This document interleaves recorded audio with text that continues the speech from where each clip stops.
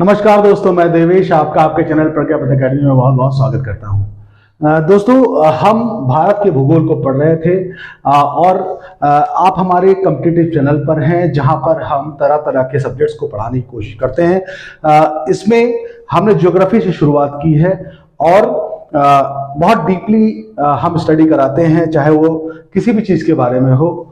तो इस चैनल का फायदा न केवल छोटे एग्जाम्स के लोग भी ले सकते हैं, बल्कि हायर एग्जाम्स के लिए भी आप हमारे चैनल का यूज कर सकते हैं। तो हमने सबसे पहले जम्मू कश्मीर का एरिया पूरा हमने कवर कराया था। जम्मू कश्मीर को बहुत डिटेलिंग में पढ़ाया था और अभी हम राजस्थान को बहुत डिटेलिंग में पढ़ाने की शुरुआत करने जा रहे हैं। लेकिन हमारा ये एक अलग प्लेलिस्ट है जिसमें हमने राज्यवार अध्ययन को रखा है, चाहे वो जम्मू कश्मीर हो चाहे अन्य राज्य हो, तो राजस्थान भी उसी में जाएगा। लेकिन एक मेन स्ट्रीम मेरी चली आ रही है जिसमें हम भारत के भूगोल को नॉर्मली पढ़ाते चले आ रहे हैं। तो उसमें हमने भारत का भौतिक विभाजन पढ़ाया, उसका किस स्थान पे कैसे भारत स्थित है, स्थिति और विस्तार को बताया था। तो उसमें हमने पूरा जो हिमालय क्षेत्र है उसको पढ़ा दिया था। हिमालय क्षेत्र में सारे ट्रांस हिमालय, लघु हिमालय से लेकर शिवालिक तक सब पढ़ाया, पूर्वोत्तर की पहाड़ियां भी पढ़ा दी हैं। लेकिन जब हम मैदानों को पढ़ाने लगे तो सबसे पहले हमने देखा कि जो राजस्थान का एरिया, राजस्थान का मैदान पढ़ाने लगे तो मुझे ध्यान आया कि क्यों ना राजस्थान का एक पूरा एक समग्र अध्ययन कर लिया जाए। क्योंकि यदि हम किसी राज्य को विस्तार पूर्वक पढ़ लेते हैं और सभी राज्यों को हम विस्तार पूर्वक अध्ययन करते चलते हैं, तो जब हम किसी एज अ कोई टॉपिक पढ़ते हैं, चाहे वो हमारा भारत का भौतिक विभाजन हो, कुछ भी हो, तो उससे हम अधिक से अधिक कोरिलेट कर पाते हैं। तो चलिए उसी क्रम में हम सबसे पहले राजस्थान को पढ़ना शुरू करते हैं। चलिए राजस्थान को पढ़ने के समय, ठीक है, राजस्थान को जब हम पढ़ते हैं तो हम ये जान लें कि राजस्थान क्षेत्रफल की दृष्टि से भारत का सबसे बड़ा जो है प्रदेश है। ठीक है, तो राजस्थान अपने आप में अपनी विरासतों के लिए, इसमें तरह तरह के ऐसे विरासत वाले शहर हैं। ठीक है, चाहे हम उदयपुर को ले लें, चाहे जयपुर को ले लें, चाहे आपका पूरी विविधता यहाँ आपको मिलेगी, चित्तौड़गढ़ को ले सकते हैं। तो ये बहुत अच्छी विरासत वाला शहर है। इसमें तरह तरह की झीलें हैं, उदयपुर झीलों का शहर है। ठीक है, हवेलियां, ठीक है, पुराने राजाओं, ये वीरों की धरती रही है। तो हमें इसका अध्ययन करना बिल्कुल लाजमी है। तो हम वो शुरू करते हैं। तो राजस्थान को जब पढ़ते हैं सबसे पहले हम उसकी स्थिति को देख लें। देखिए, ये जो हमने उत्तर भारत का क्षेत्र इसमें बना रखा है, इसमें देखिए ये पंजाब का एरिया है, ये हरियाणा है और ये उत्तर प्रदेश है। ठीक, इधर आपका मध्य प्रदेश हो गया और ये गुजरात हो गया। इन जगहों से घिरा हुआ है। और अगर इसके पश्चिम की बात करें तो पूरा आपका पाकिस्तान इसके साथ में लगा हुआ है। तो ये जो राजस्थान का एरिया है, इसमें अगर हम, ये मैंने पूरा मैप बना रखा है, इसमें अगर इधर का एरिया कहें तो ये हरियाणा का एरिया है। क्या है? ये हरियाणा है, हरियाणा। ठीक है, इधर आपका पंजाब भी है।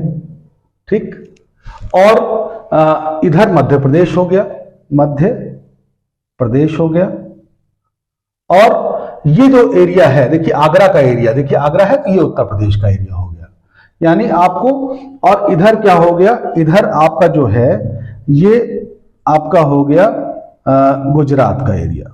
ठीक है, तो आप ये समझ लीजिए इसकी बाउंड्रीज कहां कहां से मिल रही हैं। इसकी बाउंड्रीज आपका हरियाणा से, पंजाब से, उत्तर प्रदेश से, मध्य प्रदेश से और गुजरात से मिल रही है। चलिए हम इसके जिलों के बारे में बात कर लेते हैं। ठीक, जब हम उत्तर प्रदेश की तरफ से मान लीजिए आ रहे हैं तो इधर देखिए भरतपुर, धौलपुर, सबसे किनारे के जिले भरतपुर और धौलपुर हैं। धौलपुर अपने आप में सबसे छोटा जिला भी है, लेकिन सबसे बड़े जिले की बात करें तो वो हमारा जैसलमेर है। ठीक है, और सबसे छोटा धौलपुर है। तो इस एरिया में हमने ये भरतपुर बताया, करौली है, सवाई माधोपुर। सवाई माधोपुर अपने आप में बहुत फेमस है। वहां एक जो है सवाई माधोपुर टाइगर के लिए भी प्रसिद्ध है, टाइगर अभयारण्य भी वहां पर है। फिर दौसा है, अलवर। ठीक है, अलवर का मिल्क केक बहुत फेमस है, आप जानते हैं। अलवर हो गया। जयपुर, जयपुर तो रंगारंग एरिया है, जयपुर तो लोग घूमने जाते हैं। वहां का तो विरासत का कहने ही क्या। ठीक है, चाहे वहां का जल महल हो, चाहे जो बहुत कुछ वहां पर आपको मिलेगा। ठीक। अब देखिए आपको एक लाइन दिखाई दे रही होगी, यहां से ये लाइन आपको दिखाई दे रही होगी, ऐसे लाइन सीधी सीधी चली आ रही है। देखिए कुल मिलाकर के यही वो लाइन है जिस पर अरावली पूरी फैली हुई है। अरावली लंबाई से इसी लाइन में फैली हुई है। देखिए आपको कहीं और सीधी लाइन ऐसी नहीं मिलेगी, चाहे इधर आप देखिए, लेकिन ये लाइन आपको एक बीच में सीधी नजर आ रही है। ठीक है, क्यों? क्योंकि यहां पर अरावली फैली हुई है, उसी हिसाब से जिलों का बंटवारा भी हुआ है। ठीक है, ये अजमेर है, बूंदी है, कोटा है, बारा, भीलवाड़ा, चित्तौड़गढ़, राजसमंद, उदयपुर, डूंगरपुर, बांसवाड़ा, ये पाली है। देखिए अब आपके ये जो सीध के जिले हैं इन पे विशेष ध्यान देने की जरूरत है, क्योंकि जब आप अरावली पढ़ेंगे तो आपको इन जगहों को बहुत अच्छी तरह जाना जरूरी है।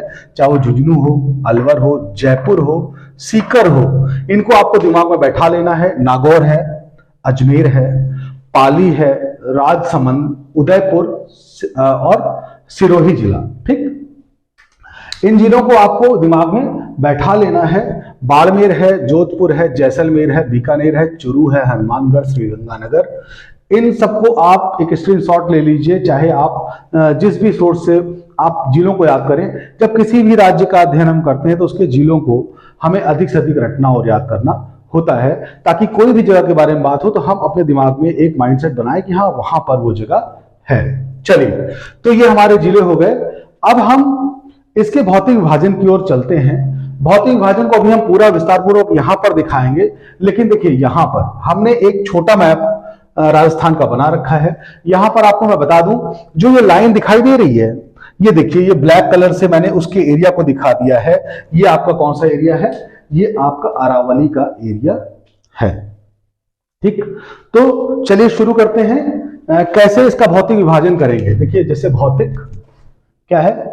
भौतिक विभाजन। ठीक है, अब हम क्या पढ़ने जा रहे हैं? भौतिक विभाजन। कैसे इसको मेनली भौतिक विभाजन इसका किया गया है? तो ये जो आपका एरिया है, ये आप देख रहे हैं, अरावली के उधर सीधे सीधे तौर पे हम तीन तरफ से बांट सकते हैं इसको। बीच में अरावली हो गई, इधर का एरिया और उधर का एरिया, यानी पूरब का एरिया और पश्चिम का एरिया।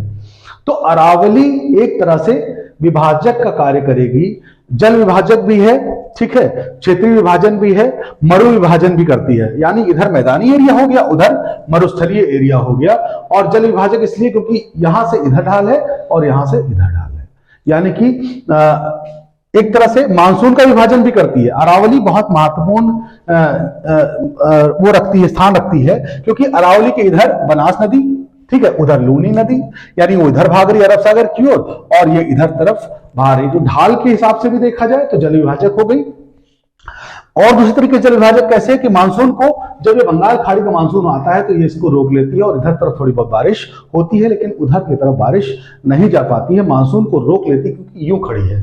लेकिन अरब सागर से आने वाली हवाओं को ये नहीं रोक पाती, क्योंकि अरब सागर के अलोंग ही है ये बंगाली खाड़ी से आने वाली हवाओं को तो रोक लेती है और उधर से आने वाली हवाओं को अलोंग होने के कारण नहीं रोक पाती। इसलिए यहां पर बारिश का बड़ा कम है, क्योंकि अरब सागर की ओर से आने वाली हवाओं में नमी तो होती है, काफी नमी होती है, लेकिन वो रोक नहीं पाती है। और बंगाल सागर तरफ से आने वाली हवाएं वर्षा करते हुए आती हैं, तो यहां आकर उनकी नमी खत्म हो जाती है।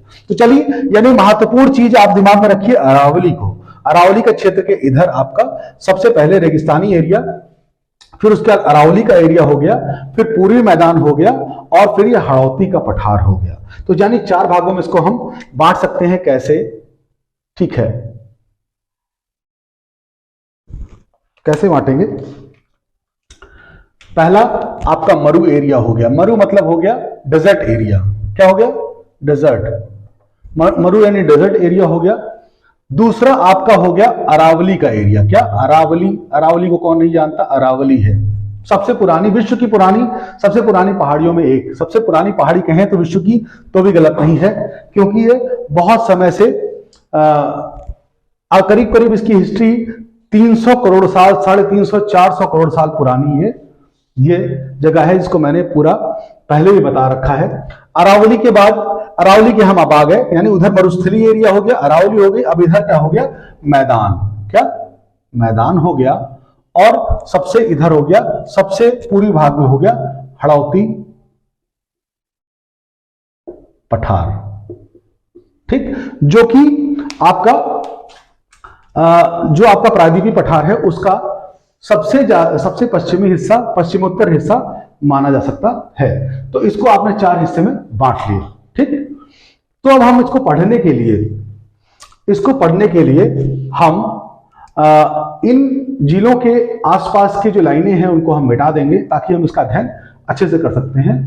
तो चलिए, जब तक मिटाते हैं तब तक आप वेट करिए, ठीक है। तो अब हम जो है इसके भौतिक विभाजन में हमने आपको बताया मरु क्षेत्र हो गया। मरु क्षेत्र पूरा ये जो आपका अरावली का एरिया है, इसके इधर का पूरा क्षेत्र आपका मरु का क्षेत्र हो गया। इसको हम कैसे बांट सकते हैं? इसको हम 2 भागों में बांट सकते हैं। एक तो हो गया शुष्क एरिया यानी कि एरिड रीजन, एक एरिड रीजन हो गया और एक सेमी एरिड रीजन हो गया। यानी कि पूरा मरुस्थल पूरा का पूरा ये देखिए कुछ इस तरीके से हम इसको बांट सकते हैं। ऐसे अगर कर दे तो कोई बुरा नहीं है, ठीक है। हाँ, यानी कहने का मतलब यह है कि इस लाइन के इधर का एरिया पूरी तरह से आप शुष्क मान सकते हैं। चलो यहां पे मरु मतलब डेजर्ट को हम 2 भागों में बांट दें। तो पहला जो भाग होगा उसको हमने मान लिया कि ये क्या हो गया, शुष्क या एरिड कह सकते हैं आप इसको, और इसको कहेंगे अर्ध शुष्क या सेमी एरिड। तो 2 भागों में इसको बांट सकते हैं। ये वाला जो पश्चिम एरिया है जहां पर जैसलमेर और जोधपुर, बीकानेर, बाड़मेर और ये देखिए यहां पर आपको थोड़ा सा इसको भी अभी हम श्रीगंगानगर का एरिया जो है इसको हम इधर से, ये भी हरा भरा एरिया है, ठीक है। ये चलिए, तो यहां पर हमने इसको डिवाइड कर दिया है 2 भागों में, ठीक है। अब शुष्क एरिया को सबसे पहले पढ़ना शुरू करते हैं। शुष्क एरिया को भी हम 2 भागों में बांट देंगे, ठीक है। शुष्क एरिया को हम 2 भागों में बांट कैसे सकते हैं? देखिए इसमें कौन कौन से हैं। बीकानेर हो गया, थोड़ा बहुत आपका आप थोड़ा बहुत इसको ऐसे कर लीजिए, इधर से चूरू झुंझुनू का भी थोड़ा भी एरिया आ जाएगा, ठीक है। और थोड़ा सा इधर से कर देते हैं, ठीक है। इसको झुंझुनू और सीकर का भी थोड़ा एरिया इसमें आ जाएगा, ठीक। हाँ, तो इधर का जो एरिया है ये आपका ये पूरा ड्राई एरिया है। इसको 2 भागों में बांट सकते हैं। एक हम बांट सकते हैं टीलों के आधार पर। देखिए रेत के जो टीले होते हैं, सैंड ड्यून्स, असल में जहां पर बहुत बालू होती है वहां हवाएं जब चलती हैं रेगिस्तान में तो वो तेजी से हवाएं उड़ा के बालू को लेके रेत को जाती हैं, रेत को जाकर के दूसरी जगह इकट्ठा करती रहती हैं। ऐसे टीले बनते रहते हैं उन टीलों के वजह से। लेकिन एक बात यह भी है, इस शुष्क एरिया में पूरी जगह टीले नहीं है, ठीक है। इसमें बीच में एक जगह पाई जाती है, ठीक है। वो एरिया को हम अलग कर दें, जैसे इस एरिया की बात कर रहे हैं। अब आप जान लीजिएगा ये एरिया कौन सा है। इस एरिया को हम ट्रायंगुलर एक एरिया है, एक ट्रायंगुलर एरिया है जिसमें जो है आपका एक यहां पर जोधपुर के इधर एक जगह पड़ती है बालोत्रा,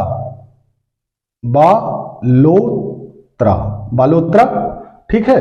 बालोत्रा के बाद जोधपुर के ही इधर ऊपर सब तरफ यहां फलौदी, यहां पे एक लेक भी है, वो सब आपको बाद में पढ़ाएंगे। अभी फलौदी लेक है और यहां पर एक जगह पड़ती है आपका पोखरन आप जानते हैं, जहां पर परमाणु परीक्षण हुआ था बहुत पहले, पोखरन, ठीक। इसका एक ट्रायंगल सा बन रहा है, देखिए ध्यान से, एक ट्रायंगल बन रहा है। पोखरन, फलौदी और बलोत्रा, इसका एक ट्रायंगल बन रहा है। यही ट्रायंगल इसको जो है नो ड्यून्स एरिया, क्या नो ड्यून और ड्यून्स। अब समझिएगा, ड्यून मतलब वही टीले। तो देखिए यहां पर जो ये एरिया है, असल में ये पठार का उठा हुआ एरिया है, जहां पर एक पहाड़ी है। उस पहाड़ी के पास जो है इधर के एरिया में आपका बलोत्रा, फलौदी और पोखरन के एरिया में ये पठार का एरिया उभर आता है और वहां पर उतनी बालू इकट्ठा नहीं होती है, इसलिए यहां पर ड्यून्स नहीं बनते हैं। और आप जब आपके यहां पर ड्यून्स नहीं बनेंगे तो क्या होगा, इस एरिया में पठार का एरिया हो जाएगा और यहां पर कोई ड्यून्स नहीं। तो याद कर लीजिए आपको, ये शुष्क एरिया जो है वो नो ड्यून्स और ड्यून्स एरिया बचा है। बाकी जगहों पर तरह तरह के ड्यून्स बनेंगे, उनके आधार पर मैं आपको बताऊंगा इसको, ठीक है। तो चलिए शुरू करते हैं। सबसे पहले एक चीज, मैं आपको बताया था पहले कि यहां पर देखिए सतलज नदी है जो कि राकस्तान से निकल के आती है और हिमाचल प्रदेश में इस तरफ कोने से घुसती है, ठीक है, घुस करके और वो पंजाब में एंटर करती है जहां पर वो भाखड़ा नगर डैम बनाती है, फिर आगे आती है तो निकल जाती है आगे को पाकिस्तान को, ठीक है। तो लेकिन आप याद रखिएगा कि यहां पर एक जगह है जहां पर उससे ब्यास नदी जब घुसती है, पंजाब में तो कोंग डैम बनाती है लेकिन अंदर आकर के इस जगह पर वो इसी सतलज नदी से मिल जाती है, वो जगह हरिके डैम है, वहां पर एक हरिके डैम है।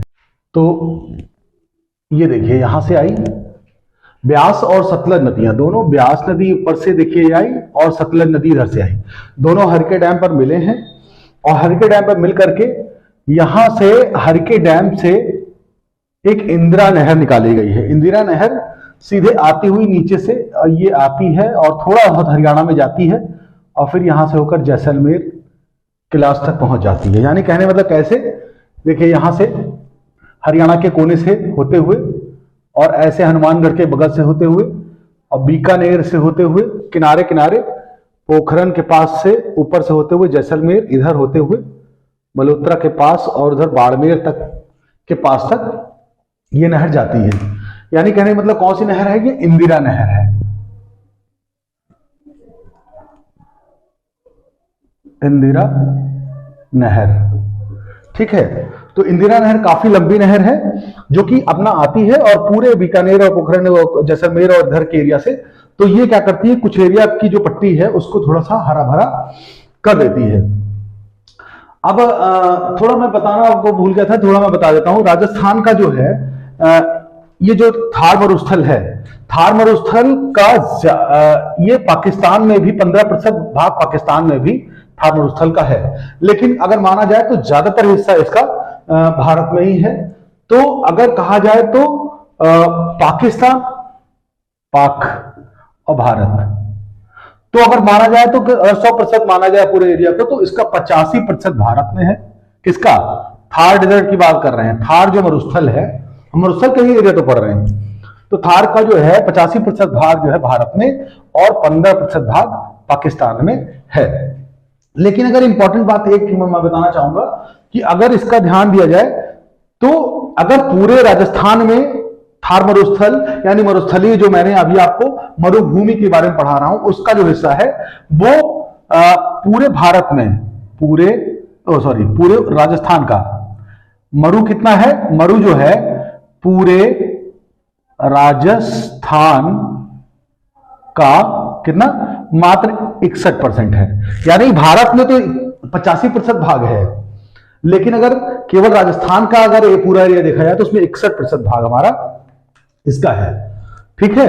अब कुछ और बातें बताना चाहूंगा, जैसे कि मान लीजिए ये जो आपका इसकी चौड़ाई है, ये टोटल मिला के करीब करीब 300 किलोमीटर की तरफ चौड़ाई इसकी तरफ है कुल मिलाकर के, और ये 650 किलोमीटर करीब 650 किलोमीटर करीब लंबाई, इस थार मरुस्थल 650 किलोमीटर लंबाई में और 300 किलोमीटर की चौड़ाई में पूरा स्थित है। चलिए, ये एक तरह की जानकारी मैंने आपको बता दी, इसको आप नोट डाउन कर लीजिए, समझ लीजिए।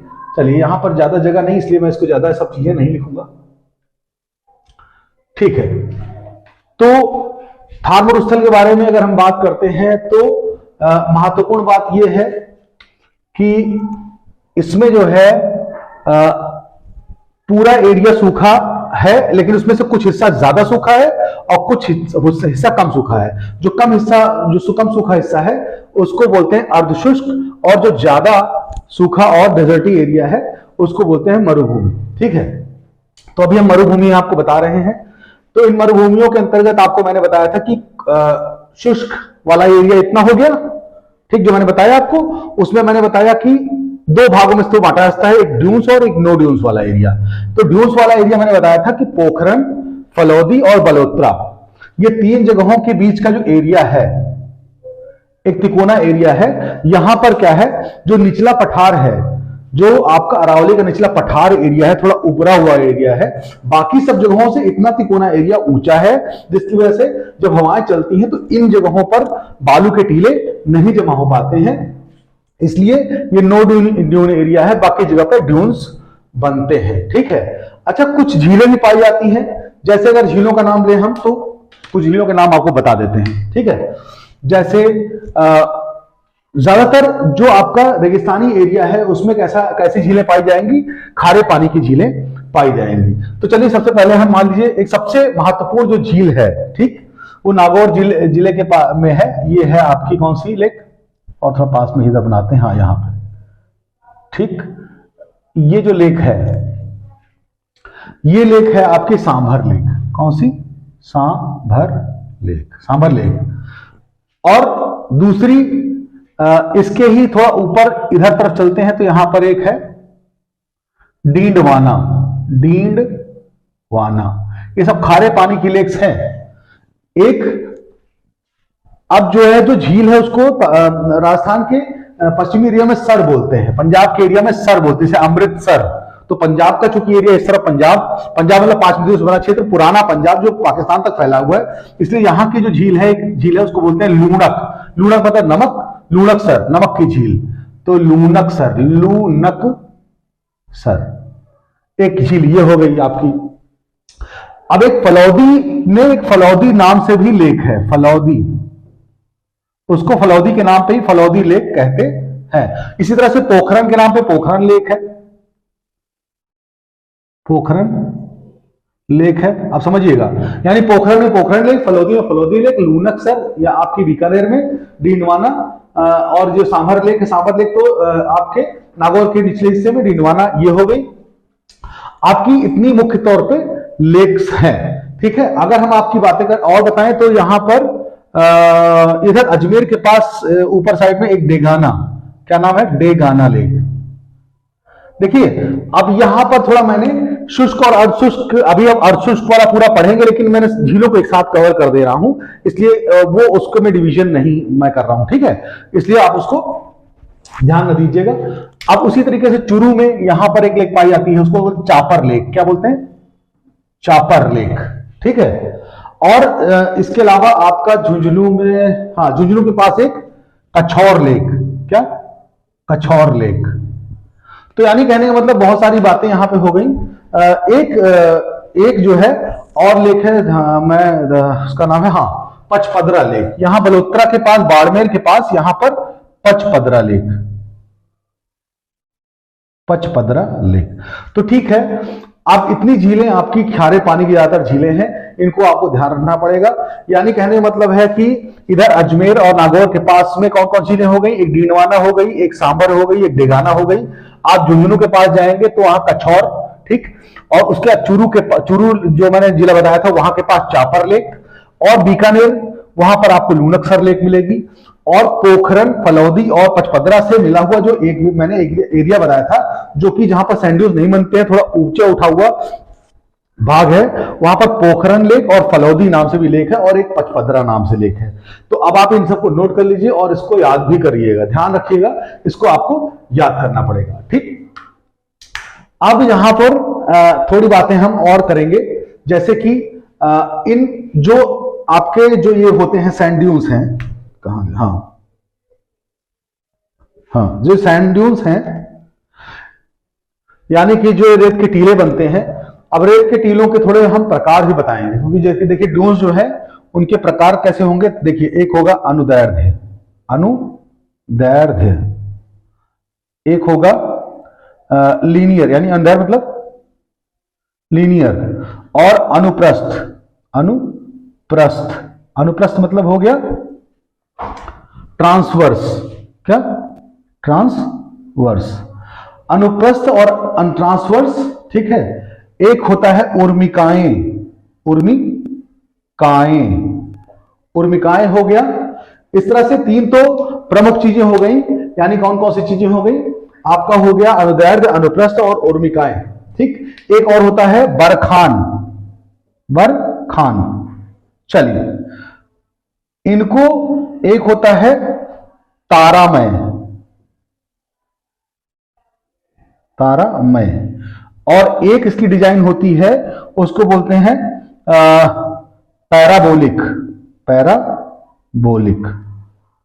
देखिए इसका मेन जो इसमें आपका जो ज्यादा ध्यान देने वाली चीजें हैं वो एक बरखान है, ठीक है, एक उर्मिकाएं हैं, दो मेन तो ध्यान रखिए, लेकिन हम बता आपको सब दे रहे हैं। देखिए इतनी तरह के ड्यूज होंगे, इतनी तरह के आपके ड्यूज होंगे, अनुदैर्ध्य, अनुप्रस्थ, उर्मिकाएं, बरखान, तारामय और पैराबोलिक। यानी अनुदैर्ध्य का मतलब हुआ क्या? अनुदैर्ध्य मतलब ये हुआ कि जैसे हवा जिस दिशा में चल रही है, ठीक है, उसी दिशा में अगर टीले बन गए हैं ऐसे, समझिएगा, यानी जिस दिशा में आपकी हवा बह रही है अगर उसी दिशा में टीले बन जाएं तो उसे कहते हैं अनुदैर्ध्य टीले, यानी लीनियर, एक उसी लाइन में बन गया हो। लेकिन होता क्या है कि कई बार मान लीजिए कोई झाड़ी आ गई रास्ते में, अब वो टीले कैसे बन गए? ऐसे चंद्राकार डिजाइन में बन गए, ठीक है। तो चंद्राकार अनुप्रस्थ टीलों में विशेष तौर पर बरखान प्रमुख टीला है। तो ये इस तरह के जो टीले होते हैं वो ऐसे होते हैं, इस तरह समझिएगा कि अब मैं कैसे इसको दिखाऊं, थोड़ा सा डिजाइन इसकी ऐसे होती है, यानी एक तरफ से तो ढलुआ, दूसरी तरफ से बिल्कुल सीधा ऐसा, है ना, यानी कि इस तरह से। अगर ऊपर से देखेंगे तो ये आपको ऐसा दिखाई देगा, साइड से देखने पर आपको ऐसा ये दिखाई देगा। तो इसे बोलते हैं बरखान, यानी कि बरखान टीला हो गया। अच्छा, तारा में क्या हो गया? ऐसे छितरे छितरे छितरे डिजाइन, तारा में हो गया। उर्मिकाएं मतलब क्या हो गया? जब आप देखेंगे तो दूर से आपको लहरें लहरें नजर आएंगी। जब धीमी हवा चलती है, जब धीमी हवा चलती है तो इस तरह की उर्मिकाएं बन जाती हैं। पैराबोलिक क्या मतलब हुआ? थोड़ा सा इसका आकार ऐसा होगा, बरखान थोड़ा सा गोल गोल होगा, ऐसा चंद्रमा के जैसा, लेकिन जो पैराबोलिक होगा लंबा लंबा होगा। यानी कि अगर पीछे हट करके कुछ जो है मिट्टी के यानी कि धूल के हिस्से पीछे भी अगर जम जाते हैं तो वहां पर एक अर्धचंद्र एक इस तरह से लंबा लंबा बन जाता है, उसे बोलते हैं पैराबोलिक। जैसे पैराबोला का आकार होता है, आप लोग जानते हैं पैराबोला ऐसा ही तो होता है, ठीक। तो ये पैराबोलिक जो आकार होता है यही, ठीक। तो आप ये जान लीजिएगा कि मैंने झीलें आपको बता दिया, ठीक है, प्रमुख जिले आपने देख ही लिए हैं।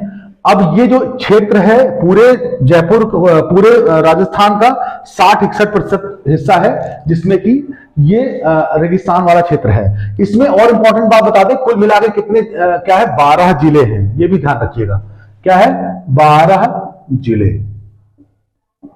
12 जिले इसके अंदर कवर होते हैं, ठीक है। यानी 12 कुल मिला के झुंझुनू, अलवर, ये वो और बीकानेर, जोधपुर, इस तरह से करके कुल मिला के 12 जिले इसके अंतर्गत आते हैं। तो यहां पर अब सूखे वाले में मैंने आपको जो बताना था जनरली हमने बता दिया। सबसे ज्यादा शुष्क वाला जो एरिया है वो इधर का है, उसकी चौड़ाई ज्यादा है और उसके पतली पट्टी के रूप में आपका अर्धशुष्क एरिया बनता है। इसमें ये झीलें हैं, मैंने बता दिया, ठीक है। एक इंदिरा नामक नहर नाम की जो है नहर आती है जो कि थोड़े एरिया को सिंचित करती है, हरिके डैम से आती है, वो भी बता दिया। तो इतनी चीजें मैंने आपको जनरली बता दी जो कि शुष्क में है। तो अब शुष्क वाली चीजों को आप छोड़ देते हैं, अब हम अर्धशुष्क के ऊपर आते हैं। यानी शुष्क वाला एरिया, ये वाला एरिया हमने पढ़ा दिया आपको, देखिए ये वाला एरिया, ये वाला एरिया, इसको बोलेंगे क्या? जरा बना ही देता हूं मैं। ये है शुष्क एरिया। क्या है?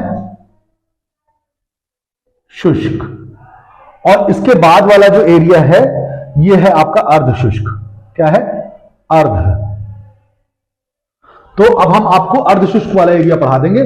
शुष्क वाला एरिया यानी आपका एरिड रीजन जो था, प्योर एरिड रीजन मैंने पढ़ा दिया, उसमें बरखान उरखान सब उर्मिकाएं, ये सब मैंने प्रकार बता दिए, जितनी तरह के ड्यूज बन सकते हैं वो बता दिया, ठीक है। बारिश के बारे में भी थोड़ा मैं बता दूं आपको, हल्का सा ध्यान नहीं था, मुझे बारिश के बारे में बताना था। एक्चुअली यहां पर बारिश जो होती है, अगर यहां की बात करें जो शुष्क वाला एरिया है, तो शुष्क वाले एरिया में 0 से लेकर केवल 25 सेंटीमीटर तक की बारिश होती है। लेकिन इस एरिया में, ठीक है, 25 से 50 तक का बारिश भी हो जाती है। यानी कि अर्धशुष्क वाले में कहां से होगा? अर्धशुष्क वाले में 25 से लेके 50, और इधर क्या है? 25 से कम, यानी 0 से 25 मैक्सिमम। यानी कहीं जगहों पर तो बहुत कम बारिश होती है, जैसलमेर एरिया में बहुत ही कम बारिश होती है। लेकिन जैसे थोड़ा बहुत जो साइड से टकरा करके हवाएं अगर बारिश कर दी है, कोई वजह से हो गई, तो इधर तरफ एरिया जो है आपका अर्धशुष्क यानी सेमी एरिड रीजन है, वहां पर इधर के एरिया में थोड़ी बहुत बारिश अरावली पहाड़ियों के किनारे की तरफ हो सकती है। लेकिन यहां पर तो 0 से 25 सेंटीमीटर तक की बारिश, और आप जान लीजिए 25-50 सेंटीमीटर कोई बारिश होती नहीं है। अगर आप उत्तर प्रदेश की बात करें तो उत्तर प्रदेश में 100 से 150 सेंटीमीटर, 200 सेंटीमीटर तक बारिश, 150 सेंटीमीटर तक बारिश हो जाती है। लेकिन यहाँ क्या है, यहाँ पर 0 से 25 मतलब बहुत कम बारिश। औसत वर्षा तो अगर देखा जाए तो ये 20-25% से ज्यादा सेंटीमीटर से ज्यादा नहीं होगी। तो कुल मिलाकर के मैंने आपको वर्षा बताया, ठीक है, नदी झीलें बताई आपका, और हाँ ये सब चीजें मैंने आपको बता दी हैं। अब आगे हम मरु वाला क्षेत्र में अब आगे बढ़ते हैं, अर्धशुष्क वाले एरिया में, ठीक है। आज हम आपको ये अर्धशुष्क वाला एरिया भी कवर कराएंगे, ठीक है। तो ये आपका हनुमानगढ़ है, यहाँ पर झुंझुनू है, ये झीलें आपने देखी रखी है। चलिए हम शुरू करते हैं बताना। अब इसमें क्या है, अर्धशुष्क वाले एरिया को कुल मिलाकर के आपको कुछ एक भागों में बांट दिया गया है। जैसे कि अगर हम बात करते हैं तो यहाँ पर ये इतना एरिया जो मैंने फिर से समझिए, इतना एरिया आपका अर्धशुष्क है, यानी इतना ज्यादा सूखा वो नहीं है। इसमें ये एरिया इतना, यहां तक का एरिया, जो इतना एरिया है इसको बोलते हैं घग्गर। क्या? घग्गर क्षेत्र। अभी बताऊंगा क्यों कहते हैं। ये इतना एरिया क्या हो गया। अब मैं बताना चाहता हूं कि ये जो आपका अर्धशुष्क रीजन पढ़ाना शुरू कर रहा हूं, इसमें आपको ये बॉर्डर के बारे में ध्यान रखिएगा। ये इसमें इतना ये एरिया घग्गर का हो गया। उसके बाद आपका जो चुरू और सीकर के पास का एरिया है इसको बोलते हैं शेखावटी। क्या बोलेंगे? शेखावटी। बताता हूं भी क्या है शेखावटी।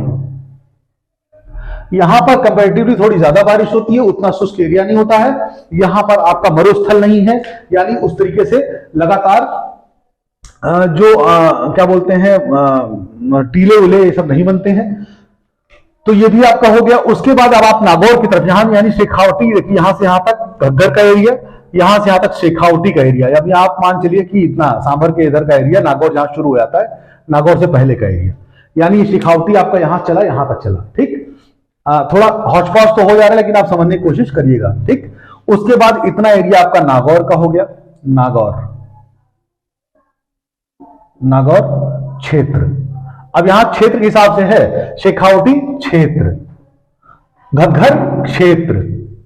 तो यानी अभी हम क्या है, कोई जगह के नाम नहीं बता रहे हैं, ये घग्गर पूरा रीजन बता रहे हैं। घग्गर क्षेत्र, शेखावटी क्षेत्र, फिर उसके बाद यहां से लेकर के, इस जगह से लेकर के, हरे से ही बनाए तो जाके समझ में आएगा थोड़ा। ठीक है, ये एरिया आपका हो गया, ये आपका हो गया नागौर क्षेत्र। और उसके बाद ये जो एरिया है इधर वाला, तो ये आपका हो गया लूनी। क्या? लूनी क्षेत्र। अब इसके बारे में हम बारी बारी से आपको बता देते हैं। इसे देखिए, शेखावटी हो गया, उसके बाद नागौर क्षेत्र हो गया, फिर आपका लूनी क्षेत्र हो गया। ठीक है, तो इसको लाइन लाइन से हम पढ़ते भी चलते हैं। कुछ मिटा सकते हैं क्या? चलिए, तो ज्यादा कुछ मिटाने लायक नहीं है अभी, लेकिन हम इसी में आपको बताने की कोशिश करते हैं। ठीक है, तो जो हम आपको बता रहे हैं इसमें क्या है कि घग्गर क्षेत्र क्या है। घग्गर क्षेत्र क्या है कि ये थोड़ा सा हरा भरा क्षेत्र होगा। जैसे पूरा सूखा क्षेत्र था तो ये हरा भरा क्षेत्र होगा। यहां से ऊपर से एक नदी आती है, घग्गर नदी। घग्गर नदी आती है और इधर हनुमानगढ़ के एरिया और जो है गंगानगर के एरिया से होते हुए फिर ये इधर को निकल जाती है पाकिस्तान वाले एरिया में। तो ये घग्गर जो नदी है ये हरियाणा से ऊपर से होती हुई आती है, हरियाणा के ऊपरी हिस्से से चली आ रही होती है और उधर भी जो है ये हिमाचल प्रदेश की तरफ से आती है, फिर हरियाणा को पार करती है और उसके हनुमानगढ़ के क्षेत्र को पार कर श्रीगंगानगर क्षेत्र को पार करती है। तो घग्गर जो एरिया है, यहां पर ज्यादा कुछ इंपॉर्टेंट चीज नहीं है। यहां पर एक भटनेर नाम का दुर्ग पाया जाता है। भटनेर का क्षेत्र है। क्या है? भटनेर दुर्ग आपने पढ़ा होगा। भटनेर दुर्ग, भटनेर दुर्ग का एरिया यहां पर है। ये काफी हरा भरा एरिया है। यहां पर घग्गर नदी द्वारा लाई गई नदियों से मिट्टी से ये क्षेत्र बना हुआ है। फिर अगर हम आगे आते हैं शेखावटी एरिया, ये एरिया शेखावटी एरिया, ये अच्छा, ये जितने भी एरिया है यहां पर जो है बारिश कंपेरेटिवली यहां से ज्यादा होती है, रेत के टीले नहीं बनेंगे। ठीक, अगर हम यहाँ पे अभी इससे पहले एक चीज मैं बताना और भूल गया हूं, आपका जो मरुस्थल वाला एरिया था उसमें आपका जैसलमेर से लेके पोखरण तक एक पट्टी पाई जाती है। मैं थोड़ा बता देता हूं, उसको भूल गया कोई बात नहीं, बाद में पे ध्यान नहीं रहेगा। तो उस पट्टी को जो है लाठी रीजन कहते हैं। क्या बोलते हैं? लाठी रीजन। क्या बोलते हैं? लाठी रीजन। लाठी रीजन के नीचे क्या है, कुछ क्या बोलते हैं अवसादी चट्टानों का एरिया है, जहां पर कुछ पानी का तत्व उसमें अब्जॉर्ब रहता है, जिसकी वजह से काफी हरा भरा रहता है। और यहाँ पाई जाने वाली राजस्थान की सबसे इंपॉर्टेंट एक घास की लंबी पट्टी के रूप में दिखाई देता है। उसमें घास कौन सी होती है? सेवड़ घास। क्या बोलते हैं? सेवड़ घास। देखिए सेवड़ घास बहुत इंपॉर्टेंट है। और यहां पर वन क्षेत्र कैसा होगा? यहां पर करील, बबूल, ठीक है। और एक और इंपॉर्टेंट बबूल का ही प्रजाति होती है, इसको बोलते हैं खेजड़ी। खेजड़ी, ठीक है, उसको बोलते हैं खेजड़ी। तो करील, बबूल और खेजड़ी के वन इसमें छोटे छोटे पाए जाते हैं, जैसे बिंदीदार। अगर आप इसको ऊपर से देखेंगे तो छोटे छोटे बिंदीदार घने वन नहीं पाएंगे, दूर दूर बिखरे हुए बिंदीदार करील, बबूल, खेजड़ी के वन पाए जाएंगे। और घास यहाँ पर जो लाठी रीजन है, मैंने बताया ना, जैसलमेर जिले के पोखरण का एरिया, उस एरिया में घास का थोड़ा सा मरुद्यानी एरिया पाया जाता है। मरुद्यान आप समझ सकते हैं, मरुद्यान वो जगह होती है जहां पर कि पानी थोड़ा बहुत मिल जाता है मरुस्थल में, तो ये आपका लाठी रीजन इसको कहा जाता है। तो यहाँ सेवड़ घास होगी और बाकी एरिया में करील, बबूल और खेजड़ी का वृक्ष पाया था। और खेजड़ी का जो वृक्ष है ये राजस्थान का क्या है? राजकीय वृक्ष है, ठीक है। तो खेजड़ी का वृक्ष जो है यहाँ का राजकीय वृक्ष है। और इसको यूपी में जो शिव जी की पूजा करने के लिए छोटी छोटी पत्तियों वाला होता है, वही वृक्ष जो खेजड़ी वाला वृक्ष वहां पर होता है, ठीक है। चलिए छोड़ देते हैं आगे। तो हमने घर का एरिया पढ़ा दिया, जो कि थोड़ा बहुत हरा भरा एरिया है, क्योंकि यहाँ पर क्या है, ऊपर तराई का क्षेत्र मिल जाता है, ऊपर से थोड़ा हरा भरा हो जाता है, सूखा एरिया नहीं है, ठीक। उसके बाद शेखावटी का क्षेत्र। जब शेखावटी का क्षेत्र कौन सा एरिया हो जाएगा? देखिए यहाँ मैंने हनुमानगढ़ बताया और श्री गंगानगर का एरिया बताया, ये थोड़ा हरा भरा एरिया है, उतना रेगिस्तानी नहीं है। अब इसके आगे जो क्षेत्र आ जाएगा वो कौन सा है? झुंझुनू, अलवर, नहीं सॉरी, झुंझुनू, सीकर और चूरू का थोड़ा हिस्सा। झुंझुनू, सीकर, नागौर से ऊपर का सीकर, झुंझुनू और जो है चूरू का एरिया, ये इतना एरिया, ठीक है। इस एरिया को शेखावटी एरिया कहते हैं। असल में शेखावटी नाम कहां से पड़ा हुआ है? शेखावटी नाम यहां से पड़ा हुआ है कि यहां पर जो जयपुर है, जयपुर में कभी कछुआ नाम से एक वो चलता था, कछुआ संप्रदाय के कछुआ राजा, कछुआ उसके राजा होते थे। तो कछुआ वंश के राजा, हाँ, कछुआ वंश के राजाओं के सामंत हुआ करते थे, जिनको शेखावट कहते थे। शेखावत लोग क्या थे कि जयपुर के कछुआ वंश के राजाओं के सामंत हुआ करते थे शेखावत लोग। उन्हीं के यहां पर बसावट की वजह से इसका नाम शेखावटी क्षेत्र कहा जाता है, ठीक है। इस शेखावटी क्षेत्र के उधर तरफ एक कातली नदी, कौन सी? कातली नदी, इधर तरफ शेखावटी क्षेत्र के उधर से कातली नदी निकलती है। और शेखावटी क्षेत्र जो है यहाँ पर देखिए Chhapar lake, Kachhor lake, Sambhar lake, Dengana lake. और डीनवाना तो उधर तरफ थोड़ी जाती है, लेकिन सांभर, डेंगाना, कछौर और चापर, इतनी झीलें भी यहाँ पर मैंने बता ही रखी पहले से, ठीक है। अब यहाँ पर एक चीज और आप जान लीजिएगा कि शेखावटी मैंने आपको बताया कि शेखावत लोग थे। दूसरी चीज आपको यहां पर बताना चाहूंगा कि एक पेंटिंग होती है, एक तरह की पेंटिंग, एक तरह कलाकारी होती है शेखावटी पेंटिंग। शेखावत मतलब हाथियों की, उसमें बहुत महीन डिजाइनें बनाई जाती हैं, हाथियों में लाल पीले नीले फूलों के कलर किया जाता है, यानी इसमें हाथी वाथी और तमाम तरह के स्त्रियां, और उसमें एक अलग तरह की चित्रकारी होती है। तो शेखावटी क्षेत्र क्या है? इसमें एक तरह की स्पेशल चित्रकारी के लिए भी फेमस है, जिसको शेखावटी क्षेत्र की चित्रकारी कहते हैं। यहाँ कातली नदी हो गई, शेखावत लोग हो गए जो कि कछुआ वंश के राजाओं के सामंत थे। इसके अलावा यहाँ पर पानी के यहाँ पर जो है पानी के कुछ कुएं पाए जाते हैं। तो पानी के कच्चे और पक्के, कच्चे कुएं और पक्के कुएं। अब इसको लिखते चलिएगा भाई, इतनी जगह हम लिखवा के नहीं दे सकते हैं, लेकिन आप समझ सकते हैं। जो आपके कच्चे कुएं शेखावटी क्षेत्र में पाए जाते हैं उनको बोलते हैं जोहड़, और पक्के कुएं को बोलते हैं नाड़ा, ठीक है। तो ये भी चीजें पूछी जाती हैं, लेकिन कोई मतलब ज्यादा है नहीं, मैं बता दे रहा हूं। तो शेखावटी क्षेत्र भी आपको समझ में आ गया, ये थोड़ा हरा भरा क्षेत्र है, शेखावटी हो गया। अब इसी शेखावटी क्षेत्र में आपका जो है झुंझुनू आएगा, अलवर आएगा और चूरू आएगा। घग्गर क्षेत्र हो गया, घग्गर नदी से बना हुआ, यहां पर आपकी कातली नदी हो गई। अब आ गए हम सांभर एरिया में, नागौर एरिया में। नागौर एरिया में क्या है? एक तरह का नागौर बेसिन हो गया। इस एरिया में आपकी ये झीलें हो गई, ज्यादा इसमें कुछ विशेष इंपॉर्टेंट नहीं है।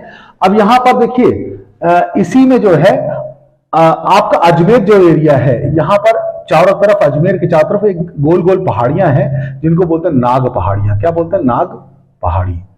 नाग पहाड़ी से अब नागौर में कुछ खास मतलब महत्व का क्षेत्र नहीं है, इसलिए मैं आपको ज्यादा कुछ बताऊं भी क्या इसमें नागौर क्षेत्र में। तो अब आपको हम आगे ले आते हैं, तो इसमें पाली क्षेत्र में, तो अजमेर से अजमेर के नाग पहाड़ी से, ठीक है, यहां पर एक नदी निकलती है, लूनी नदी कहते हैं उसको, जोधपुर के बगल से होकर गुजरती है।